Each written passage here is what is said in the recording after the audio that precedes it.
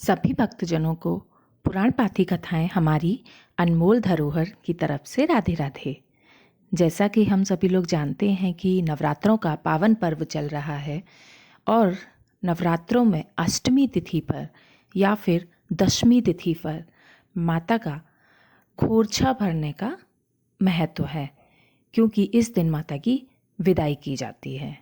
तो चलिए हम जानते हैं कि महाअष्टमी पर खोइछा भरने की विधि क्या है, शुभ मुहूर्त क्या है, खोइछा भरने में किन किन चीज़ों की ज़रूरत होती है। अष्टमी और दशमी को माँ का खोरछा भरे जाने का विधान है। माँ को लोग बेटी के रूप में मानते हैं और माँ दुर्गा तो साक्षात शिव की पत्नी है। तो जब कोई बेटी अपने मायके आती है तो कोई भी बेटी को मायके से खाली हाथ नहीं भेजता है। यहाँ से जाएगी तो खाली हाथ कैसे जाएगी।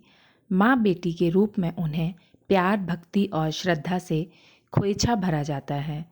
खोइछा भरने के लिए जिन जिन चीज़ों की ज़रूरत होती है वह हैं धान, दूर्वा, हल्दी की गांठ, 5 पीस पान, 5 सुपारी और मिठाई और बतासा।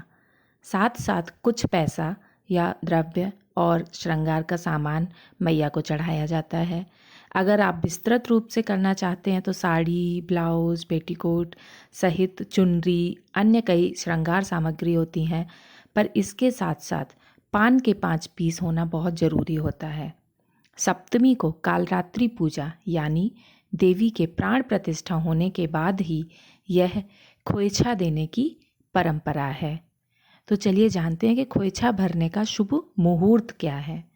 महाअष्टमी अर्थात 22 अक्टूबर के दिन शुभ मुहूर्त संध्या के समय 6 बजे से रात्रि के 9 बजे तक है। इस दौरान माताएं एवं बहनें संध्या काल में मंदिर में जाकर माता को खोइछा भर सकते हैं, जो काफ़ी लाभदायक होता है। हालांकि ऐसे दिन में अन्य कई टाइम हैं, लेकिन खोइछा शुभ समय संध्या के समय में ही भरा जाता है, इसलिए शाम में जाकर माता को अर्पण करना चाहिए। मान्यता यह भी है कि दशमी को भी खोइछा भर सकते हैं। इसके बाद माँ दुर्गा की विधिवत रूप से विदाई की जाती है। माँ की विदाई करके आशीर्वाद लिया जाता है। जय माता दी।